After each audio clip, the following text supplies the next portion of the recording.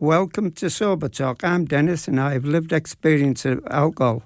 If you or anyone you know is struggling with alcohol, please call Alcoholics Anonymous on 1300 222222 or check out their website on aa.org.au. I'll just run through the preamble of Alcoholics Anonymous. Alcoholics Anonymous is a fellowship of men and women who share their experience, strength and hope with each other. They must solve their common problems and help others to recover from alcoholism.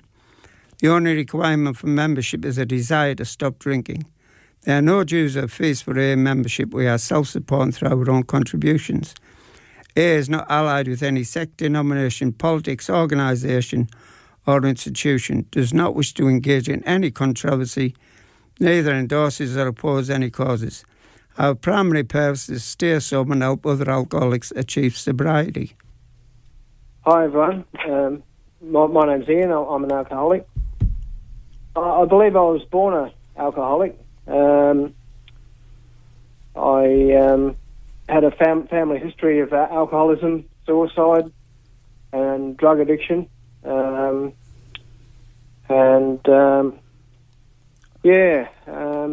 I just growing up, I found myself felt different to everybody else. You know, like I found it very hard to fit in, and I was constantly changing my personality to try and fit in with different groups of people, like a chameleon. Obviously, I wasn't happy with my own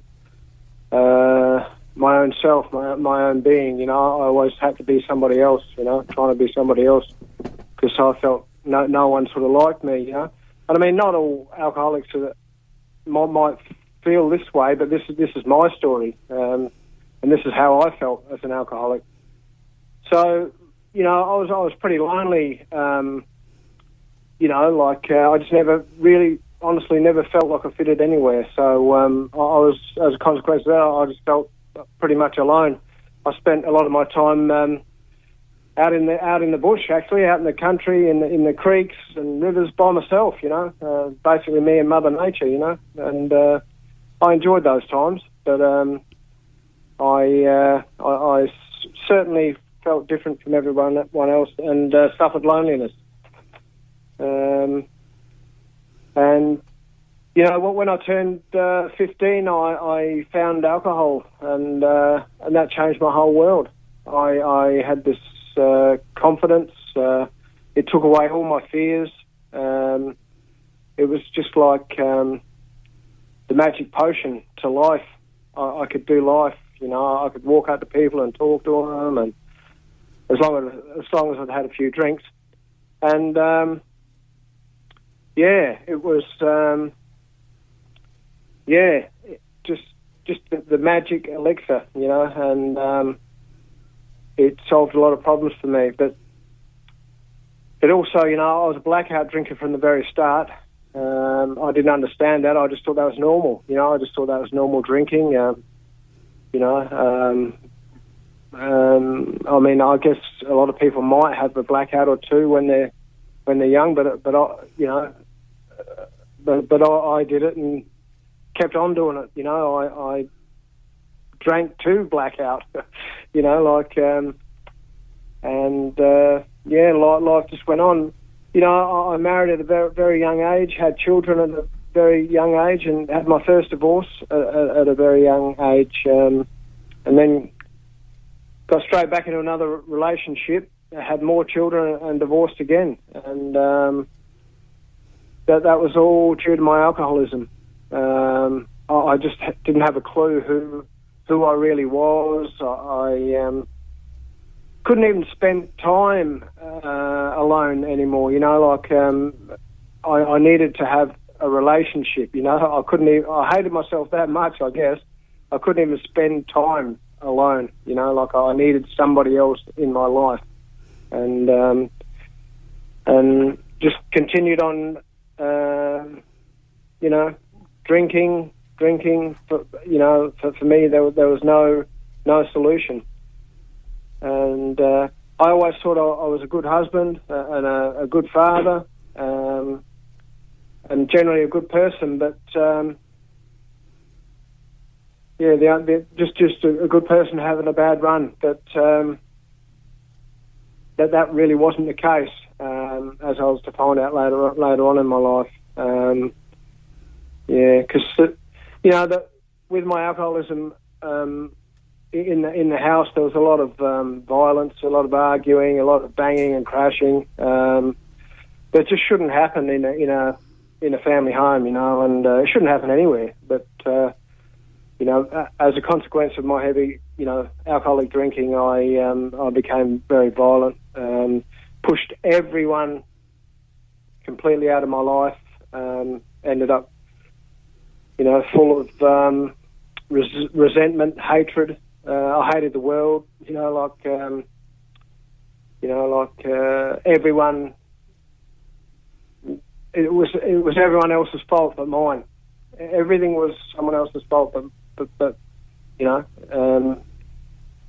mine. I was always blaming. I was the victim, and my life just went on like that. And I tried many times to give up the booze. The longest I ever lasted was 4 months. And and one day I just decided to have one beer, just one beer, and away I went again on that cycle of getting drunk, swearing off it forever, and lasting only a few days, and then getting back on it again. It was just like a merry-go-round, and I went on like that for years and years and years of this cycle that I could never ever get off, never ever quit. And at times I was on my knees, to my wives and to my children. When I'd wake up in guilt, shame, and remorse, I'd wake up and think, I'm never ever going to do that again.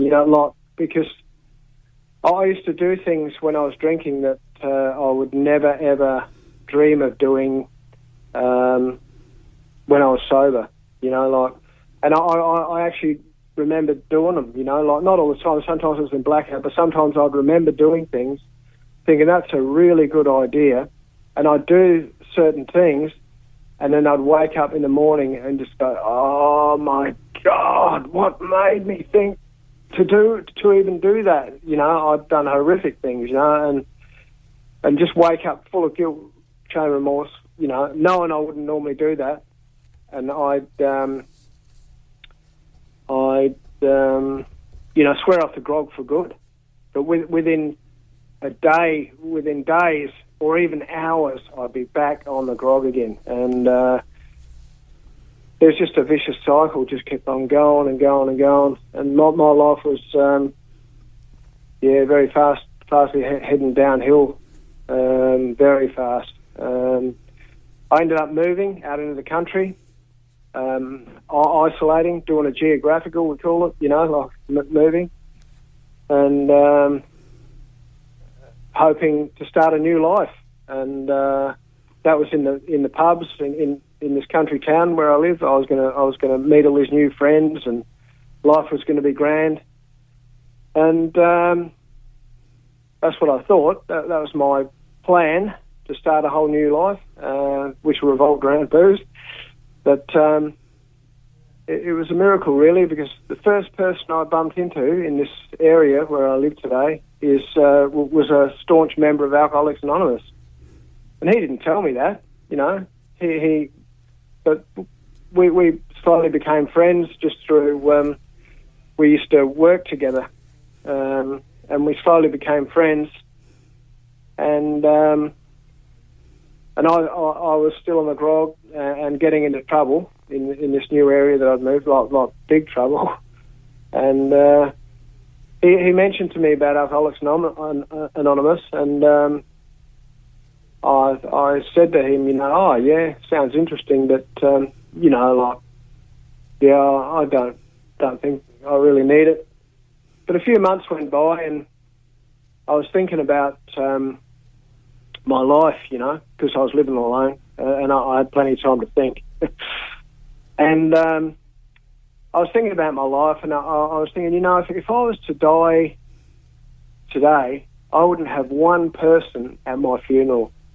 And that was the truth, you know, like I wouldn't have one person. And I'd been to an alcoholic's funeral, and that was my wife's father. He died a practicing alcoholic, and my wife wasn't even going to go to his funeral, but I talked her into it. I said, it's your dad, you know, we should really go to his funeral. And we went, and we were the only two people there, you know, and I thought, wow, if I was to die tomorrow, that's what my funeral would be like, you know. And I wondered whether I was an alcoholic. I started to wonder, to question it. Is there something wrong with me, you know, like am I an alcoholic? Because I always thought an alcoholic was a guy that lived on the park bench, you know, like with a brown paper bag, you know. I always thought, you know, I'm not that bad, but I was inside my head, you know. I might have looked all right on the outside, but inside my head, you know, I was the guy on the park bench, you know, like, yeah, and so I rang this fellow up and said, hey, look, I'd like to just come and have a look at this AA. I think I'd like to come and have a look. And I went and had a look, and at first I thought, oh, yeah. I went for a few weeks, and I thought, oh, nah, look, I don't know. I don't really need... I'll just do it on my own, you know. So I stopped going to the meetings and that, and one of my friends said to me, you know, like, he realised I wasn't coming anymore. He said, look, why don't you just give it 3 months? Just come and see what... Just give it 3 months and see how you go. He thought, you know, I should give it a bit more of a try. So I did. For the first time in my life, I listened to somebody, and I gave it a try, and I'm so glad I did. You know, I ended up, you know, going to a lot of meetings in town, and like as in around Adelaide, and all over the place, really. Wherever I went to Alcoholics Anonymous meetings, and I made that my aim in those 3 months to get to as many meetings as I could. And I realised just the meetings alone started to make me feel better. You know, like they put me at ease, you know, and I just felt better. I could go into the meeting agitated and come out feeling so much different. And that was my first realisation, you know. And all the things I would hear, all the similarities and it was just like a new way of living to me, you know, and I liked it. I really liked what I was hearing. So I decided to stay. And that was in 2004. So it's been nearly 16 years now, which I am so grateful for. I'll tell you, my life has just turned around like just 180 degrees. You know, it's been an amazing journey. It really has. I don't think I'd be here today if I'd carried on the path I was on. I definitely don't think I'd be here. If I was, I would be very sick. You know, like as in physically, mentally, and spiritually. In AA, you know, like it's a 12-step program,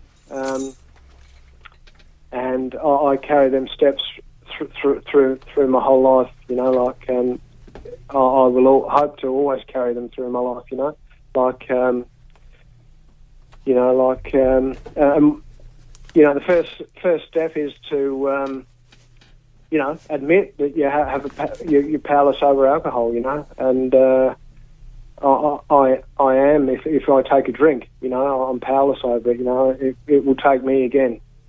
So for me, I hope to never ever drink again in my life. You know, like I may, but I hope I never do. And all I need is to reflect back on my past, and I know where that one drink will take me, and I never ever want to go back to that, not compared to the life I have today. And you know, working the steps too, I've had a really good look at myself. You know, I mentioned before I thought I was a fairly good husband and a fairly good father and generally a good person, but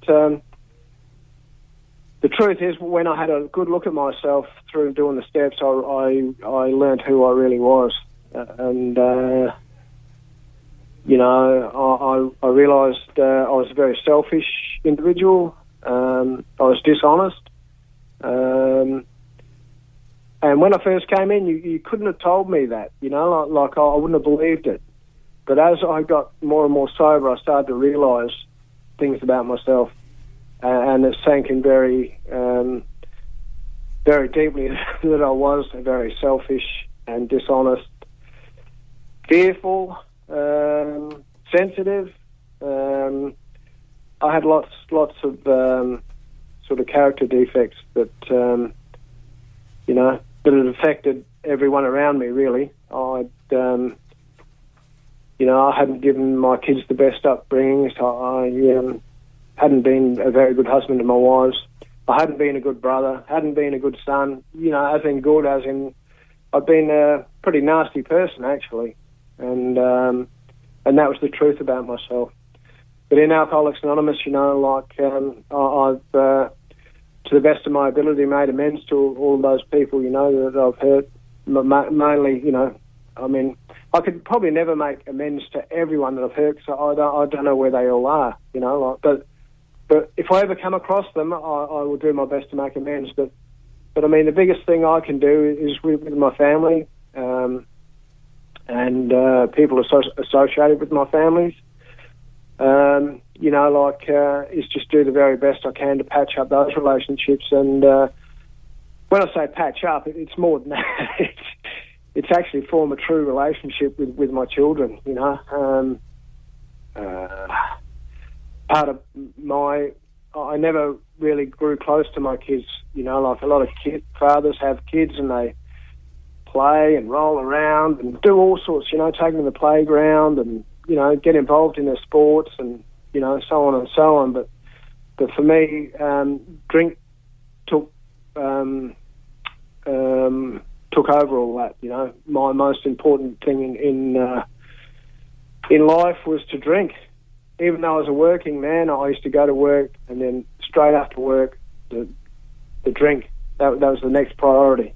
And didn't matter about the kids' sport, didn't matter about anything else. It was just the drink. And so, you know, I missed out on many beautiful times with my kids, you know, and unfortunately my kids, you know, the truth is they grew up without a real father, you know, a real presence of a man in the house, you know, and I mean that, you know. I was, even though I'd grown up, as in physically, as in you know, I was 44 years old when I gathered drinking. I'd never actually matured. I was only really. Because the booze stunts your emotions, you end up childlike in your emotions, and I was very much that, you know. I remember one time at one of my son's 21st, you know, I was his father and I was making a speech, and internally I felt like saying, you know, when I grow up, in front of all these people, you know, I was making a speech, when I grow up, I want to be like him, you know. That's internally, I want to be like my son, who was 21, and I was in about 43 then. You know, like, yeah, I felt like my son was older than me, you know, like, and then the truth was, because I was still drinking, emotionally, he probably was older than me. You know, he was probably more mature, more older in that respect. But you know, that's just how the disease of alcoholism is. It just stunts your emotions, and so it really affects us, and we don't even really know how, and we can't know until we know, you know. And but then once I started finding out things about myself, then I can start fixing them up, you know. And that's what I've done in Alcoholics Anonymous is, you know, fixed up a lot of things about me. And I have a good relationship with my children today, you know. They're adults now, you know, and I have a really good relationship. I have remarried in sobriety, and I even have another little daughter, and that relationship today is, it's so much different to the relationship I had with my kids, you know. And it's very sad, really, because that really makes me realise how much I've missed out on, you know. And but it doesn't take away my gratitude for Alcoholics Anonymous.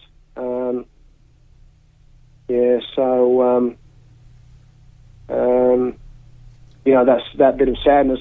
It's sadness, but it's also happiness, because without Alcoholics Anonymous, I wouldn't have had my little daughter, you know. So,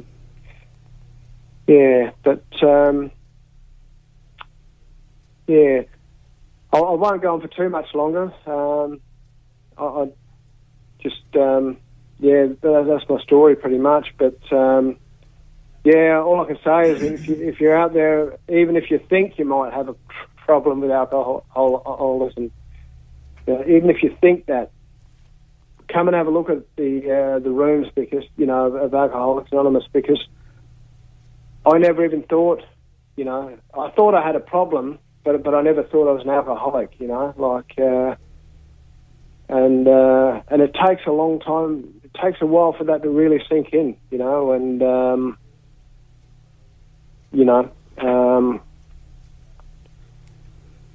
you can't know what you don't know, you know, and until you get into the rooms, you know, if you don't get into the rooms, there's a good chance your life is never going to get better. It's just going to get worse if you're an alcoholic. No matter how hard you try, it will get worse, because it just will. It's just a fact. And I have a life today beyond my wildest dreams, you know, and I live a very simple life. I've taken all the complications out of it, and I'm very happy indeed. What about travelling, Ian? Sorry? Have you done any travelling? Oh, yeah. Travelling, you know, like part of my journey is too. Like, I used to be a workaholic as well, you know. I used to work, drink. I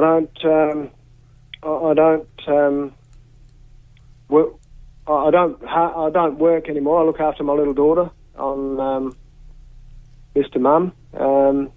My wife works.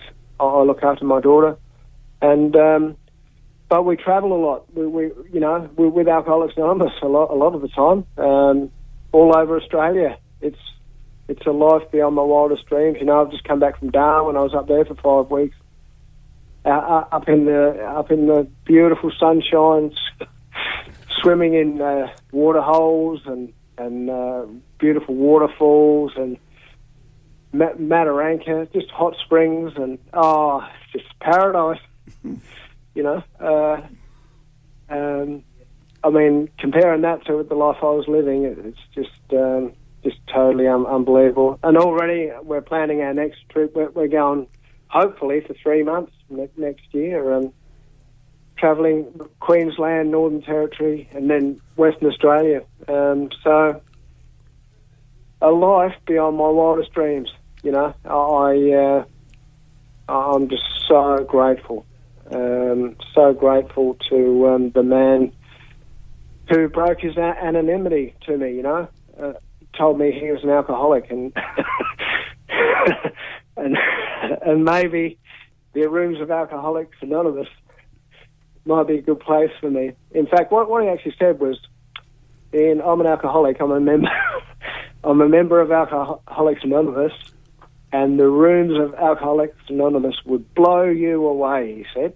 And I tell you what, they certainly have, absolutely amazing. And I will be forever grateful to that man.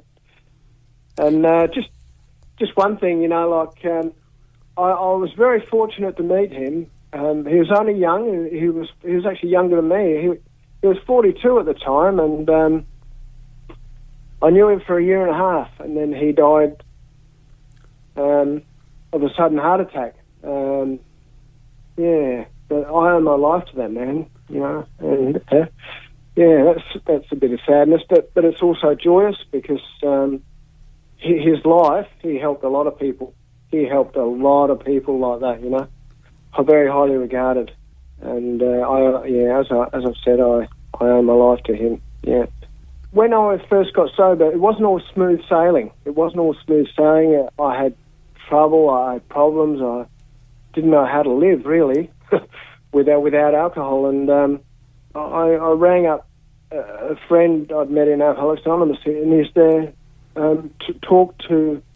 Have you asked God about it? And I said, God? Oh, He said, a God of your understanding, Ian. A God of your understanding. And I thought, I haven't tried, but deep down, I had a God of my own understanding, and so I started speaking to the God of my own understanding, and slowly but surely, I developed my best friend. I found my best friend, and that's the God of my understanding.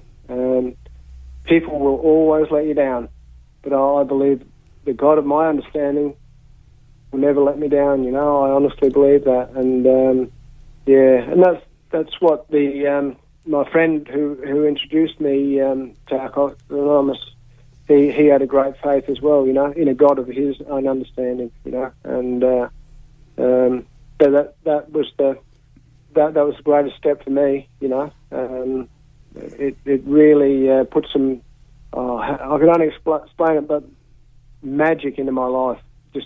Just it really did. It really changed my life, and I am not the same person I used to be. There's no doubt about that. So. Thank you so much for sharing your story today. We really appreciate it. Yeah, thank you very much. Good on you. It's been a pleasure.